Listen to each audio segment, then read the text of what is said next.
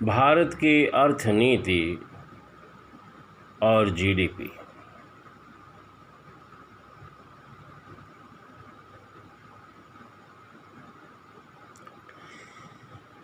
यह बड़ा प्रश्न है और आज मैं व्याख्या करूंगा भारत के प्राचीन इतिहास,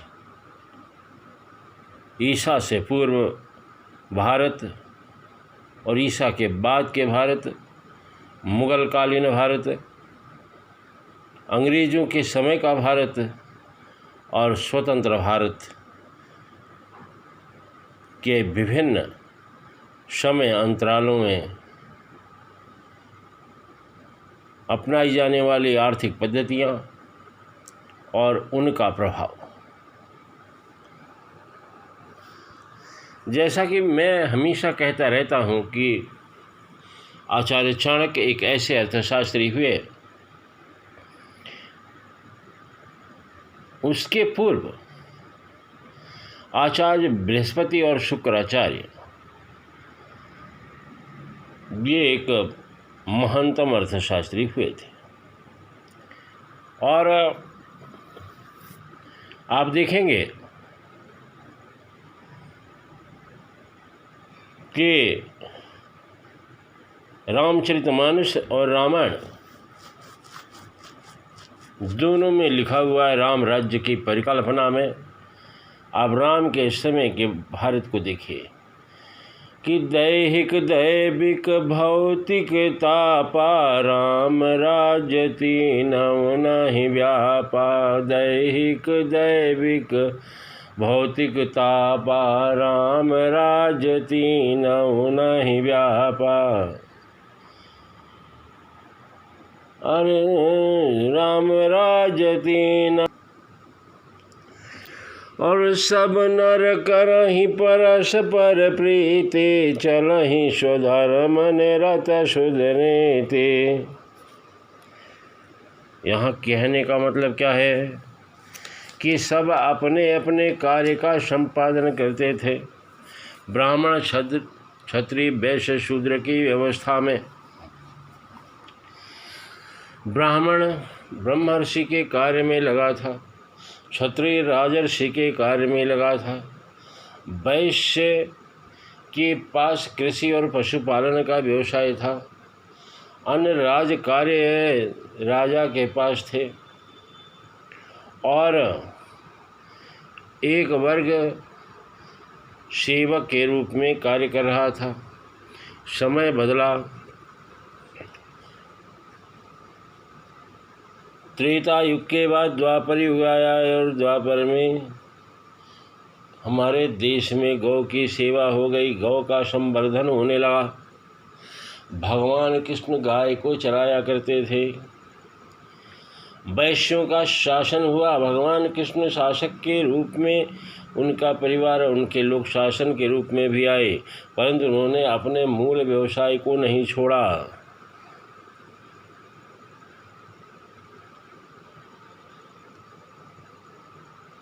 देखिए, कभी व्यक्ति को अपना व्यवसाय नहीं छोड़ना चाहिए, अपना कार्य निरंतर करते रहना चाहिए। और यही कारण था कि द्वापर युग में भी भारत सशक्त बना रहा, अर्थात 5000 वर्ष पहले भी भारत की अर्थव्यवस्था काफ़ी सुदृढ़ थी। आचार्य चाणक्य के समय में भी समस्त प्रकार के अर्थशास्त्र नामक किताब में या बृहस्पति संहिता लगभग उसका कार्यकाल 600 ईसा पूर्व माना जाता है। और उसका उदाहरण बार बार आचार्य चाणक्य ने अपने अर्थशास्त्र में दिया है। कहने का मतलब उस समय भी भारत की ग्रोथ रेट ईसा के पहले 30 से 35% की हमारी जीडीपी थी। 30 से 35% की हमारी जीडीपी थी। उसके बाद आचार्य चाणक्य के बाद भी हमारी जीडीपी 30% के आसपास बनी हुई थी और हमारे यहाँ सारे लोग अपने अपने व्यावसायिक कार्यों में लगे हुए थे। सत्ता का काम नियंत्रण का कार्य था। व्यवसायियों पर पूर्ण नियंत्रण था। व्यवसायी शासक नहीं बन पाते थे। ब्राह्मणों का राज्य सत्ता पर प्रभुत्व था, नियंत्रण था। इसके पहले मैं कई बार कह चुका हूँ कि ब्राह्मण का काम ब्रह्मर्षि के रूप में काम करना है, राजा को राजर्षि के रूप में काम करना है। ऋषि की योग्यताएं हमारे शास्त्रों में निहित है। ऋषि वैराग्य की मूर्त होता है और वह समस्त प्रकार के कृत्य को करते हुए भी वैराग्य में जीवन जीता है। और जिस राज्य का राजा कुटिया में रहता है उस राज्य की प्रजा महलों में रहती है।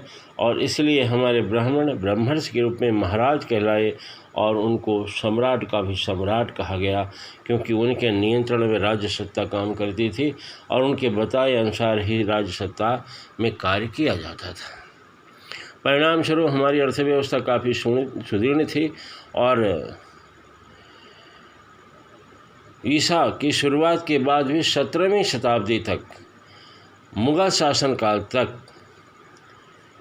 भारत की अर्थव्यवस्था सुदृढ़ बनी रही और भारत की जीडीपी 25% के आसपास थी।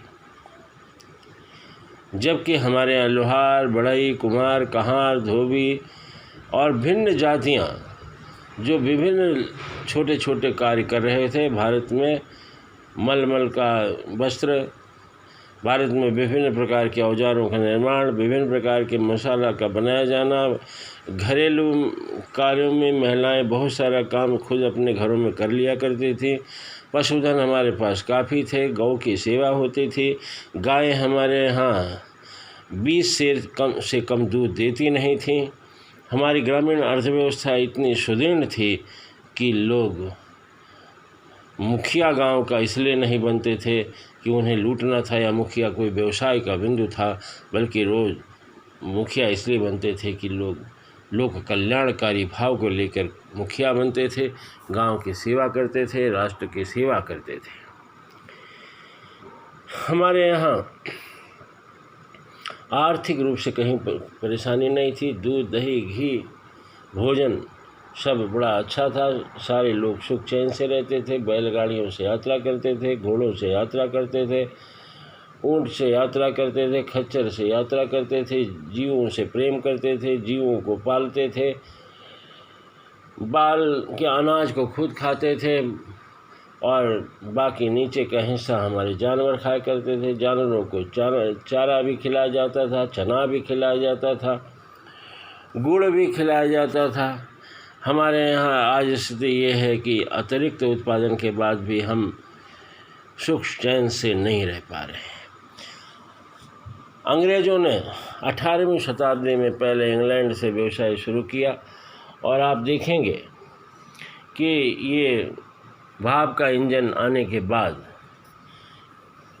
1769 के बाद बड़े बड़े उद्योगों की संरचना शुरू हुई और फिर उसके बाद शुरू हुआ एक बड़े बड़े बिल्डिंग बना के मज़दूरों से काम लेने का कार्य। और इस अवधि में काफ़ी शोषण प्रारंभ हुआ।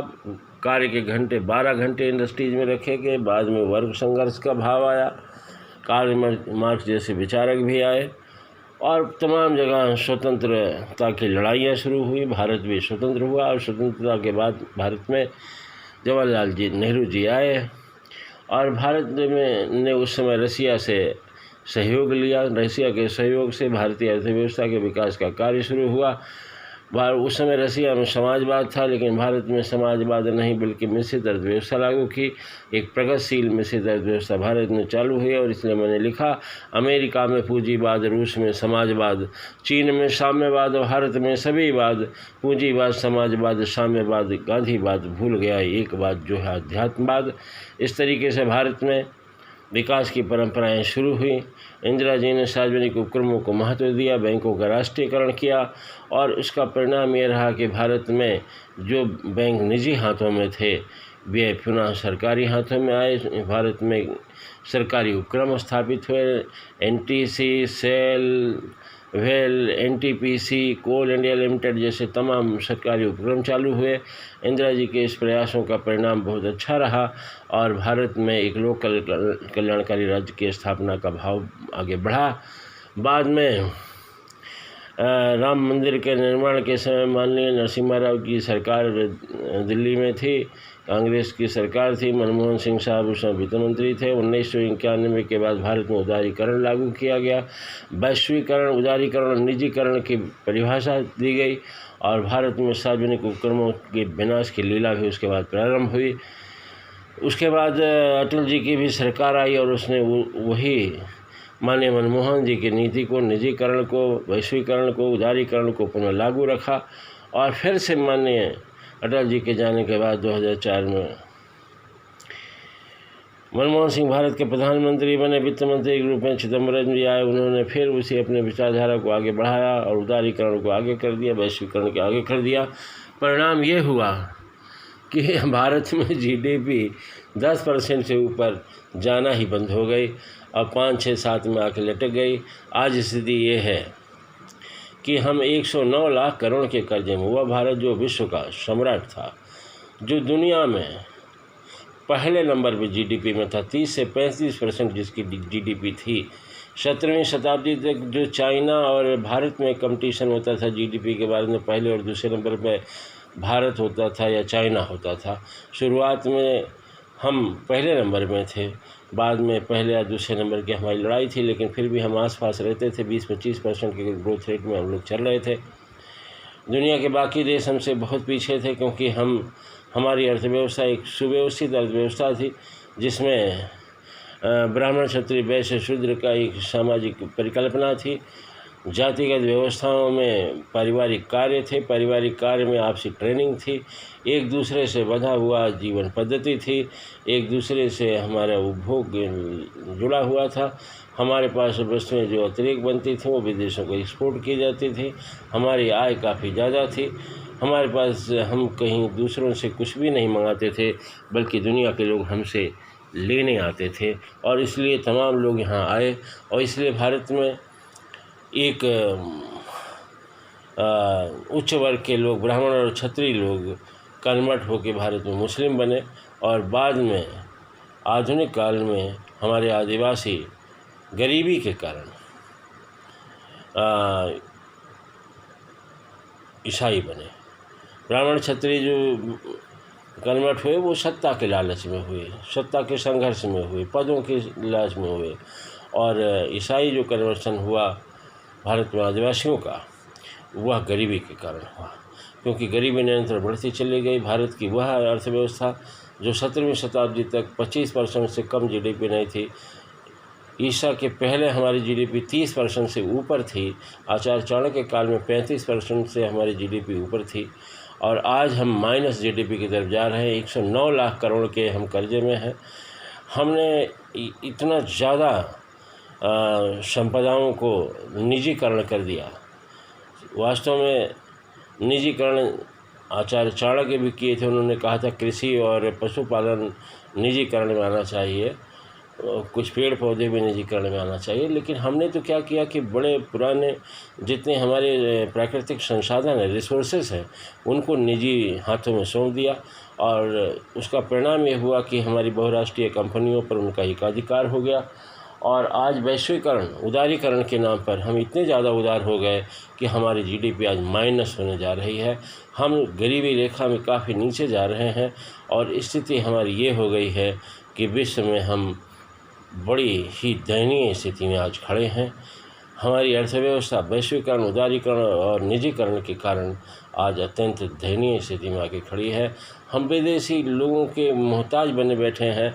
हम सेना में भी 74% विदेशी एफडीआई को लाना चाहते हैं, फॉरेन डायरेक्ट इन्वेस्टमेंट को लाना चाहते हैं, विदेशी प्रत्यक्ष विनियोग करवाना चाहते हैं। ये हमारे लिए अत्यंत दुर्भाग्य का विषय है। हमें अपने अर्थव्यवस्था पर पुनः चिंतन करना होगा और हमें पुनः अपनी पुरानी अर्थव्यवस्था को गांव और बैलों के ग्राम्य जीवन की तरफ जाना होगा। और इसलिए तो मैं कहता हूँ, मात्र तेरी वंदना, बैल तेरी वंदना, माता तेरी नंदना की बार बार वंदना। धन्यवाद। जय हिंद, जय विश्व, जय ब्रह्मांड।